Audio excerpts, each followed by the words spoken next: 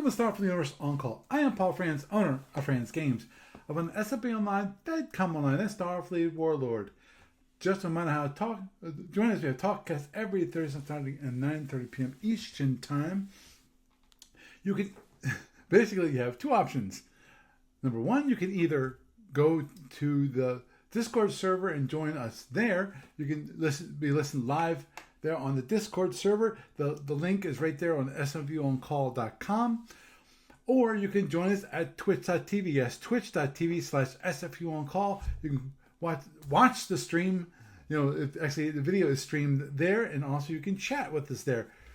So if you want to interact, if you actually want to participate, you go to the Discord server. If you just want to listen and actually participate maybe via the chat, then go to twitch.tv. Also, if you need to contact me for any reason, my email address is sfuoncall@gmail.com. It's sfuoncall@gmail.com. Also, you want to follow my Twitter account. I have my podcast account. It's SFU On Call. If you want to follow my personal account, that's Paul Franz. That's PALFRANZ. There's no T in that. Also, Franz Games. FRANZGAMES. Again, there's no T in that. Of course, also have accounts on Blue Sky. So you want to follow my podcast account there, that's sfuoncall.bsky.social. Or if you want to follow my personal business account, that's going to be franzgames.com. And of course, this lovely TalkCast gets into the podcast available on iTunes and various other feeds around the net. So quick news, from ADB this week. Good news, Steve Petrick was in the office 2 days this week working on Module K. He's going over the different Module K SSDs that have been worked on and making sure everything is good to go for that. And Jean Sexton, I think it's still Sexton. I know she got married. I wasn't sure if she changed her last name or not when she married Al. Told Mike West to submit a formal proposal for C4K gunboats for the simulator race, Module C4. Remember that one from way back when? And also separately a proposal for a book of extra Ramen SSD books. Yeah, all the Demon Hawk variants. Get them all in there.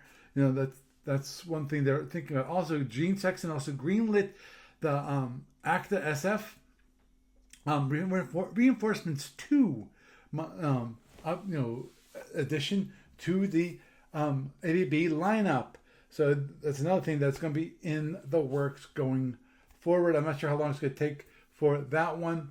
Obviously, the other two are proposals, and they're also working on Module K and also Module R5.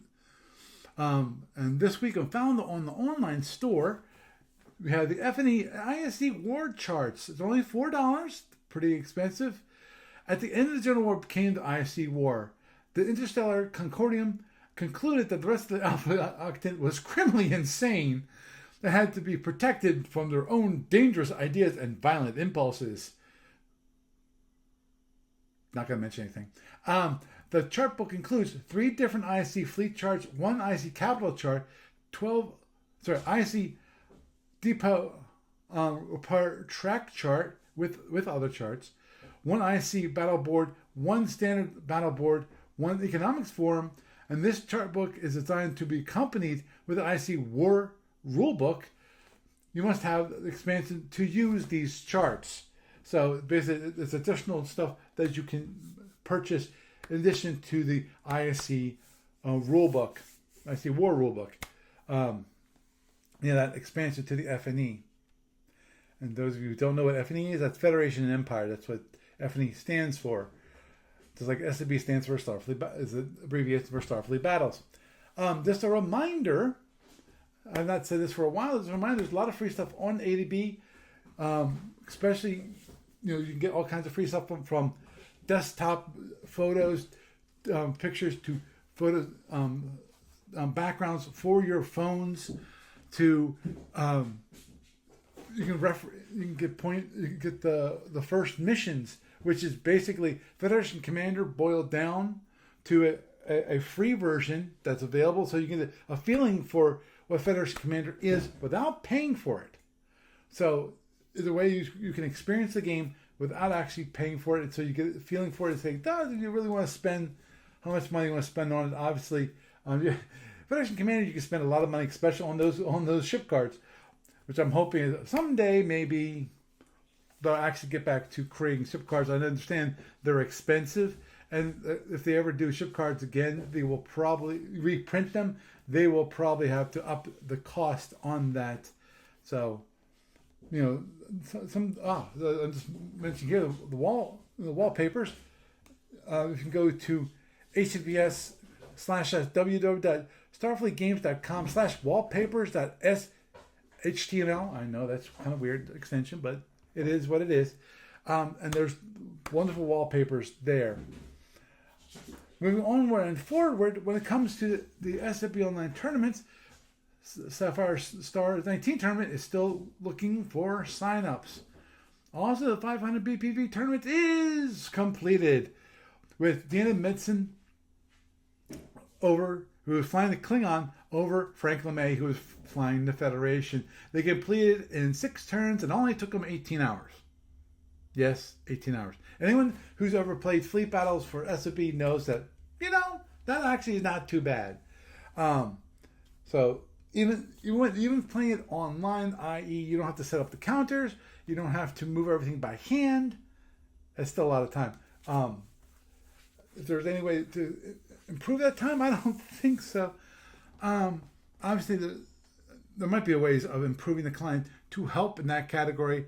I'm not quite sure about that, but you have to wait. Let's see if I can get any ideas when it comes to. Usually, the tough part is, in theory, some of the things you can do is like drones. Automate the movement drone. Of course, people squawk at that because they want the players themselves to know how to move the pieces and so forth. And I think it's uncompetitive if you start doing that. Well, okay, it can be an option for those the idea is to help speed things along.